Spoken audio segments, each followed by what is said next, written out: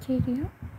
So the bacterial metabolism, it includes all the metabolic and the biochemical activities occurring inside the bacterial cell based on the mode of obtaining carbon. Bacterial metabolism can be classified as heterotrophic metabolism and the autotrophic metabolism. Heterotrophic metabolism, in this step, the bacteria use the organic compounds as a carbon and the energy source. Carbohydrates, lipids, and the proteins are commonly oxidized to form the ATP and break as a molecule. There are different processes by which the bacteria perform the heterotrophic metabolism. Some important types are respiration in the bacteria. It is a process of obtaining the energy by the complete oxidation of the food glucose inside the bacterial cell. Here the glucose completely breaks down into the carbon dioxide and the water, releasing the large amount of energy. Respiration can be aerobic or the anaerobic respiration. In the aerobic respiration, the bacteria uses molecular oxygen as a terminal electron acceptor. The general reaction occurring in the aerobic respiration can be stated as C6H12O6 plus 6O2 gives carbon dioxide and water and energy, which contains a 38% of ATP. In anaerobic respiration, the bacteria use nitrate, sulfate, fumarate, etc. as the terminal electron acceptor. Along with the carbon dioxide and water, hydrogen sulfide and the nitrous oxide are also produced here. The complete respiration process includes the three basic biochemical pathways. The first one is the embedded layer of Parnas EMP pathway, which we can call it as a glycolytic pathway.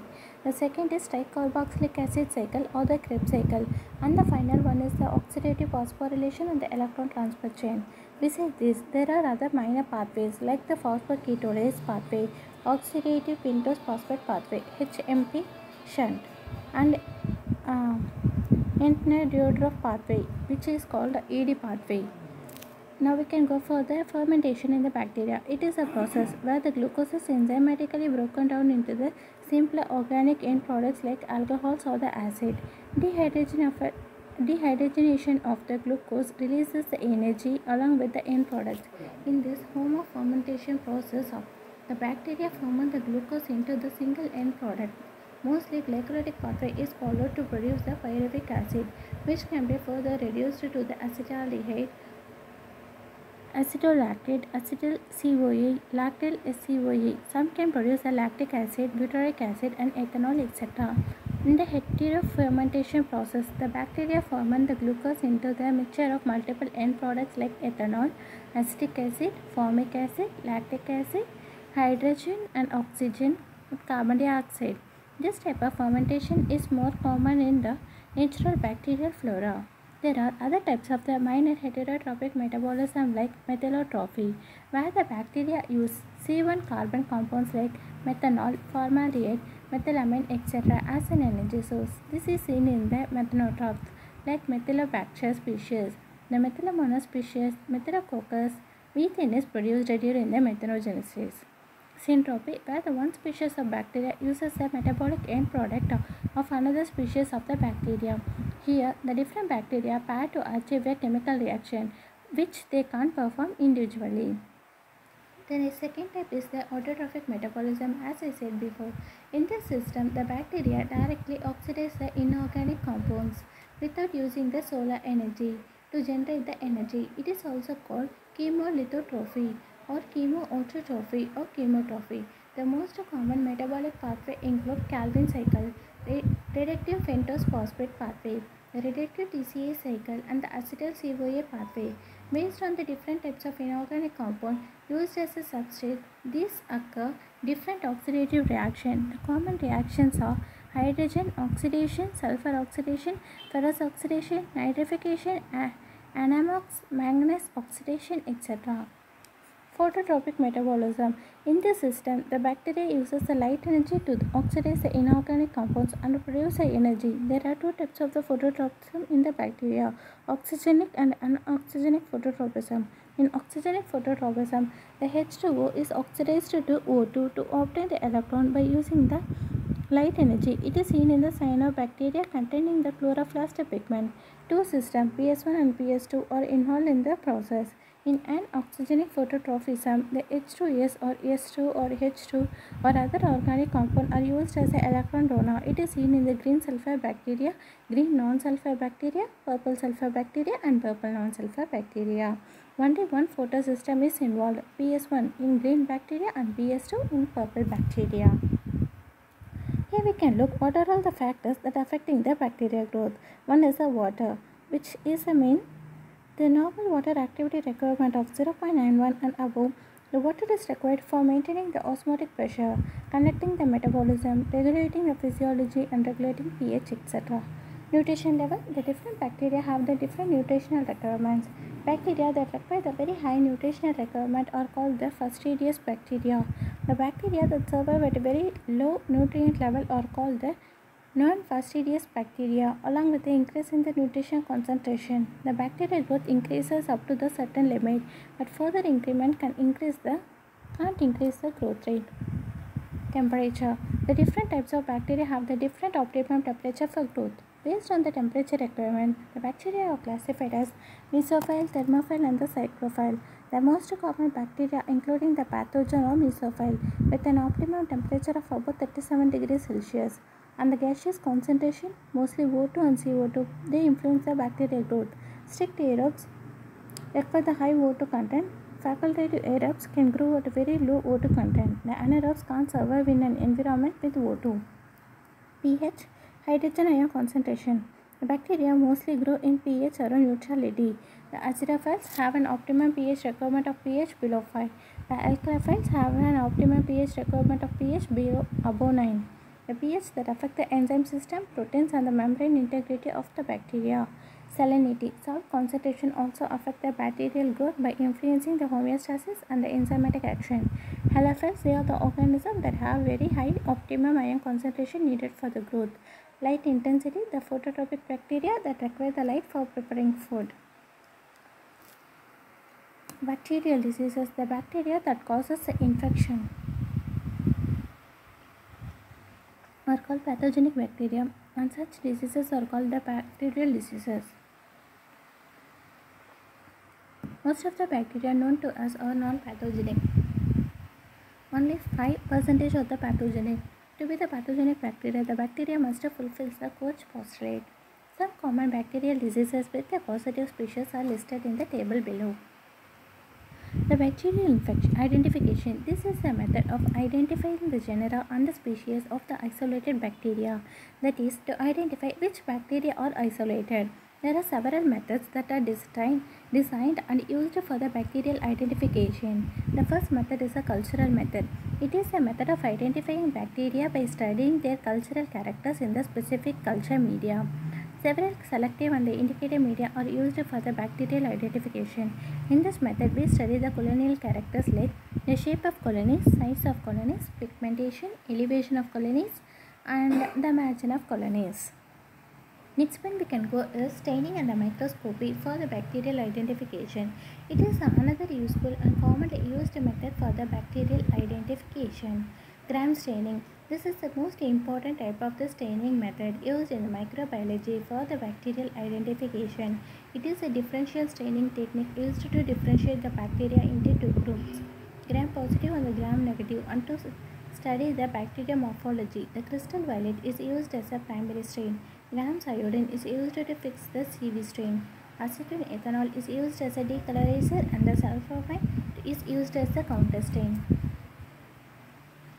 Besides, there are other staining techniques like simple staining, negative staining, acid-fast staining, Jamesa staining, flagella staining, endoscope staining, and the microscopic techniques like light microscopy, fluorescent microscopy, dark field microscopy, and electron microscopy are also used.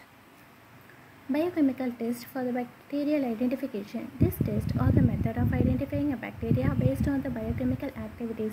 Here we study the ability of a bacteria to utilize the substrate or to produce the certain metabolites and the chemicals.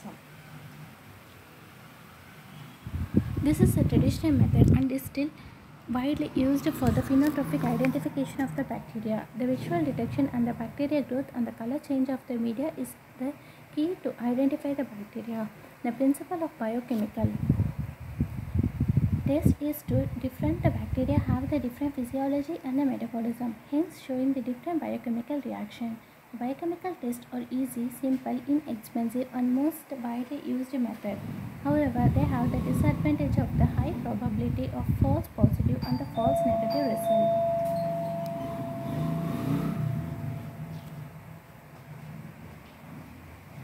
The most common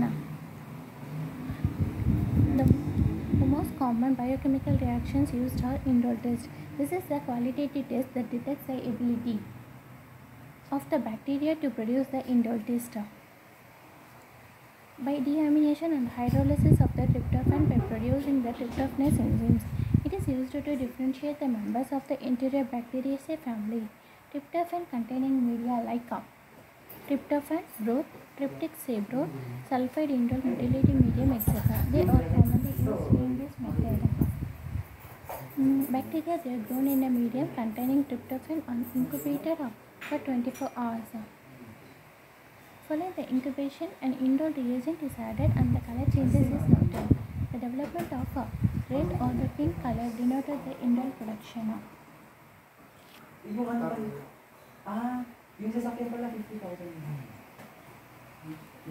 Methyl red test. It is used to detect the production of the acid by fermentation of a glucose in the medium M or BP broth. This is used in this test.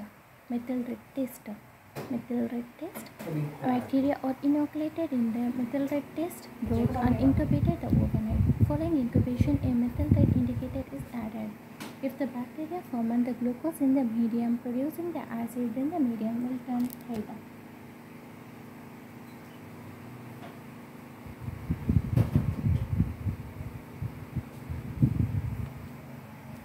Worker's precursor test. This is used to detect the ability of a bacteria to produce a neutral products like acetylene or 2,3-butanediol. The bacteria are inoculated in the M or BP broth and incubated overnight. Following the incubation, the BP reagent 1 and 2 are added and the color change is observed. The development of the cherry red or the pink color indicates the positive reaction.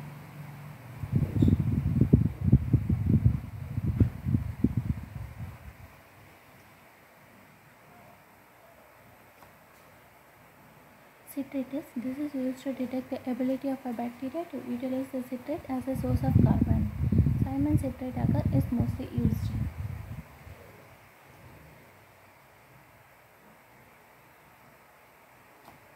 Urease test. This is used to detect the ability of a bacteria to ferment the urea to ammonia by producing the urease enzyme. Urea containing the medium like crystalline urea agar is used. Triple sugar ion test. This is used to detect the ability of a bacteria to ferment the glucose and the lactose or sugar, sucrose and release the H2S gas to ferment the glucose, which is used the triple sugar test. TSI, triple sugar ion agar is used for the test. Color change in the slant and the butt of TSI agar slant is studied. Change in the color from red to yellow denoted the sugar fermentation. If the color of the slant is changed to yellow, it denotes the fermentation of a glucose alone. If the color of the butt is also changed to yellow, it denotes the fermentation of either sucrose, lactose or both.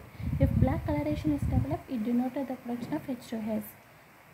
Catalase test. It is used to detect the ability of a bacteria to produce the catalase enzymes. Oxidase test. This is used to detect the ability of a bacteria to produce the cytochrome oxidase enzyme. Sugar fermentation test. Sugar fermentation test is used to study the ability of a bacteria to ferment the different types of sugars: glucose, lactose, sucrose, mannitol, sorbitol, arabinose, etc. There are several other tests that used like DNA test, nitrate reduction test, gelatin hydrolysis test, decarboxylase test, coagulase test, and many other tests are used for the identification of the bacteria. And at last is the molecular methods for the bacterial identification. This test includes the study of the bacterial genome and the genomic sequences. This is the most advanced and accurate method used when very precise identification is required. We can classify the bacteria into subspecies, strains, serotypes, or the bacterial levels using the molecular method. This method includes polymerase chain reaction, DNA or RNA protest, microarray electrophoresis, proteomics, etc. Immunological methods for the bacterial identification. This method is limited to the identification of the pathogenic bacteria, which you can say we identify the bacteria-specific antibodies or antigens in the body of the infected person. The infected antibody or antigen is correlated with the identification of the infecting bacteria. Enzyme-linked immunosorbent assay. The immunochromatographic test, they are commonly used test here. Enzyme-linked immunosorbent assay and the radioimmunoassay, fluoroimmunoassay, immunochromatographic test are commonly used test.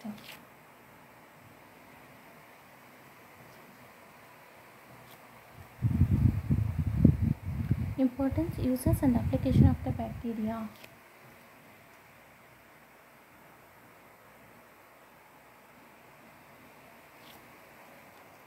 They are responsible for recycling the several nutrients like nitrogen, carbon, sulfur, and the phosphorus, oxygen, etc. They play an important role in the assimilation and the deassimilation of the organic compounds during any biogeochemical cycle. They play a very important role in regulating the atmospheric oxygen level. The photosynthetic bacteria, cyanobacteria, they play a very important role in the production of oxygen during the photosynthesis. They are responsible for the biodegradation, composting, decomposition, and the bioremediation. They play a very important role in the management of the organic waste and the dead organism and their parts. Several bacteria are used industriously for the production of the several enzymes. These enzymes are used in the industrial processes, medical purposes, food processes, amylase, lipids, cellulase, protease, hemicellulase. Bacteria, they are genetically modified and used in the biotechnological application to produce hormones like insulin and enzymes. They are used in the anaerobic fermentation process to produce the biogas like methane, which is used as a fuel. Different genera of the actinomycetes and other bacteria, they are the source of antibiotics used for the pharmaceutical purposes. While speaking about the disadvantages and the limitations of bacteria, different pathogenic bacteria are responsible for the wide variety of the human disease from simple to life-threatening. The bacterial diseases are responsible for thousands of deaths each year. Bacterial spoilage of food, feeds, and the pharmaceutical product is another disadvantage. The food and the pharma industries have to bear huge losses due to the bacterial spoilage. Several bacteria like denitrifying bacteria, sulfur oxidizing bacteria, they are responsible for the decreasing the fertility of the soil, ultimately reducing the crop yield. Bacteria can cause the disease to crop plants and the domestic animals. This will reduce the agricultural production. Thank you.